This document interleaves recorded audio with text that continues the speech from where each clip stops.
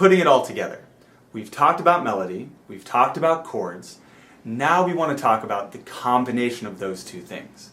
So stay with me here, this is, to me, where all of the light bulbs start clicking. Now this is so important, this is the biggest question I get asked on my other videos, it's the biggest question I get asked teaching this in person, and it's this.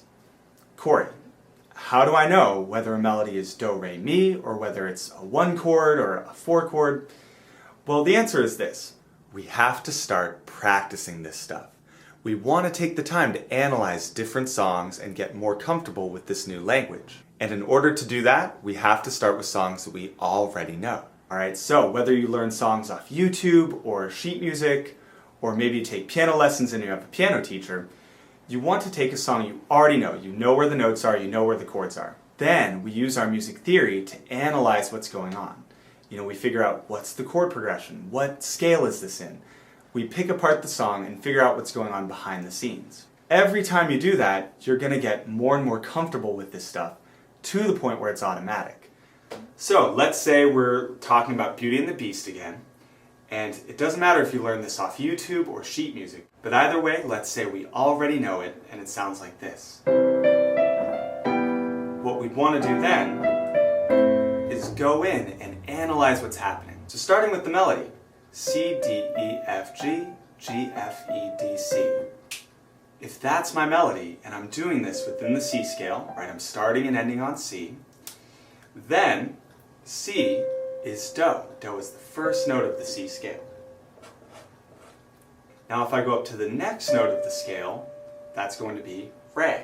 Then up again, from re, I would go to mi, and then fa, and then so would be the top. So altogether, that first melody is about as simple as it can possibly get. It's do, re, mi, fa, so. Now the next part, you can probably imagine if I'm coming back down, it's just going to be the other way. It's going to be so, fa, mi, re, do. Now let's talk about the chords. What I was playing started on the C chord. Then the next chord started on E, and then the last one starts on A. And now I just wrote down those left-hand chords, the C, the E, and the A. And if we sort of go back and analyze that, well, C is the first note of the C scale. So C is going to be the 1 chord. The C chord is number 1 because it's the first note of the scale. Now E, let's figure out what note of the scale that is. Well, C is 1, so 1, 2, 3 is going to be our E minor chord here. And we'll talk about the minors and majors in a second. But for right now, that's 1, 2, 3. Then we do the same 3 chord again. And then we go to A minor. So let's figure out what number A is. Well, again, C is number 1. So A would be 1, 2, 3, 4, 5, 6. Alright, that's our 6th chord. And all that means is that in this case, the chord progression is 1 to 3, then 3 to 6. Now remember, you don't have to always write this down. This was just to show you how you want to think about it. You want to put numbers to your chords, and you want to try to put solfege, the do, re, mi, to your melodies. You want to take that extra time to go back and analyze what you're playing. Now you might be asking, well, Corey, why would I do that? You know, C already has a name, right? C, D, E. What advantage do I get out of calling this do, re, mi? Same thing for the chords. What's the point of calling this 1 and 3? Why don't we just say C and E minor? That is a fantastic question. To me, if you don't ever get into the music theory side of things, you're always kind of stuck on the surface, right? And a lot of people live there. They're just stuck. They don't really understand what they're doing. Whereas if you take things to that deeper level, it's almost like you get musical superpowers. So just to show you a few examples, let's say I was a singer, which I try to be, but let's say I was like trying out for a part or something, and I want to sing Beauty and the Beast. The original key is right here. Bittersweet and strange, finding you can change. Okay, so I'm not a nice, kindly old woman, so that's a very awkward place for me to sing it. What I'd want to do is maybe shift it to a lower key, because I'm a baritone, and I have a lower, heavier set voice. If I know my music theory, I can shift it from that higher key down to a lower key, maybe one that uses a different scale. and that's called transposing when you change the key of a song. So maybe I'd sing it here instead. Bittersweet and strange, finding you can change, learning you were wrong. That feels a lot more comfortable than the super high one. And all I did to transpose it was I took the solfege of that melody, do, re, mi, fa, so, and I remapped it onto a different scale. That's all transposing is. So that's one example of something cool you can do with music theory. Another thing you can do is just understand music better. I mentioned this a second ago. But what I want you to do is take a look at the two songs I'm putting on the screen here. We have Let It Go and we have Don't Stop Believin'. On the surface, these two songs have nothing to do with each other. Literally, not a single one of those chords is the same. But again, if you're used to looking at things on a slightly deeper level, if you're thinking about your music theory, you can see that they're actually the exact same chord progression.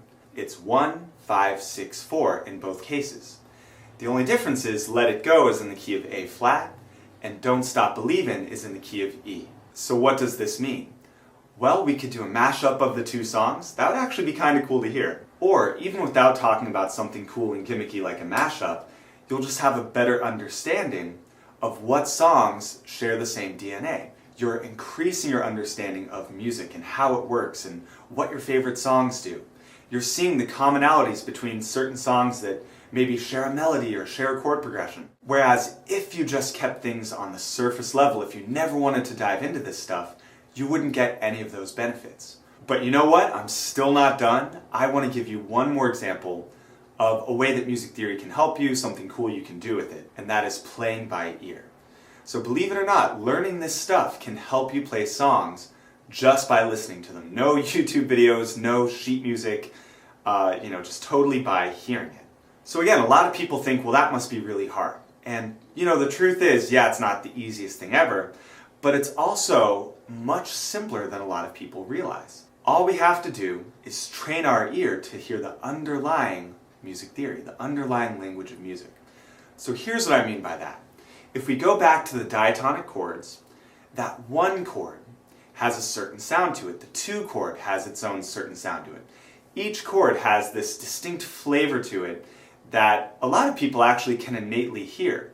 And I'll give you an example. To most people, the sound of the one chord is the sound of the song ending, right? That's the chord that makes the song sound like it's over.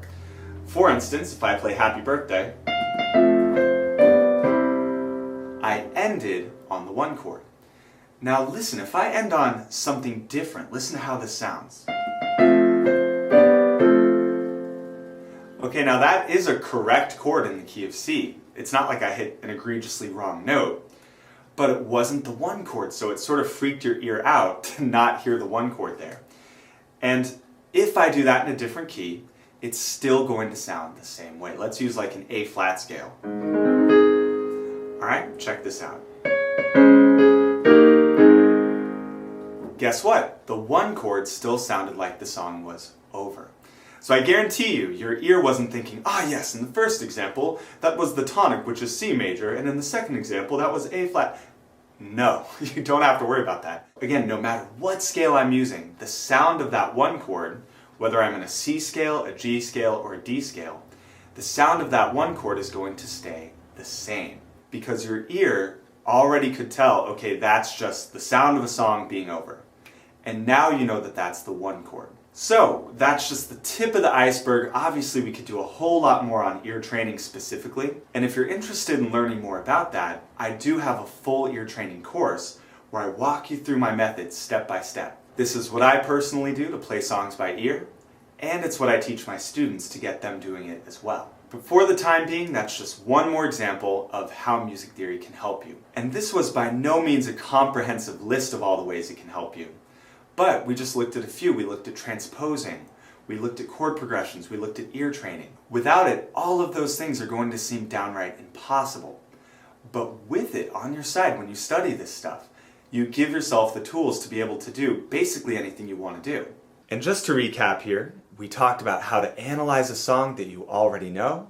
Then we talked about a few different ways that learning this stuff can really pay off in the long term. Your action step for this video, the way to actually get better at this stuff and finally start to understand it, is every time you learn a new song, Take the time to figure out what the solfege of the melody is, the do, re, mi's, all that stuff.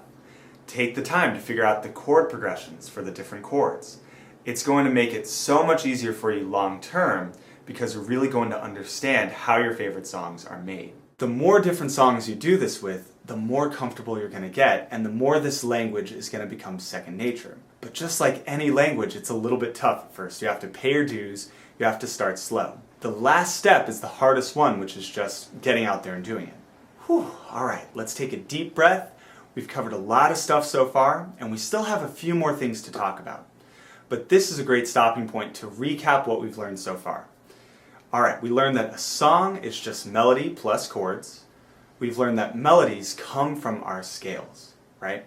We've learned that scales are made of the golden scale formula. We also learned that chords come from the scales too. So melodies come from scales and the chords come from scales as well. We learned that to make a chord progression, we're just taking a certain pattern of those chords. For example, 1, 5, 6, 4, the legendary chord progression. We learned the 3 different methods for finding our key. And the last thing we did was looked at real-life examples of how certain songs are constructed. What was happening with the melodies, what was happening with the chord progressions, and we put it all together.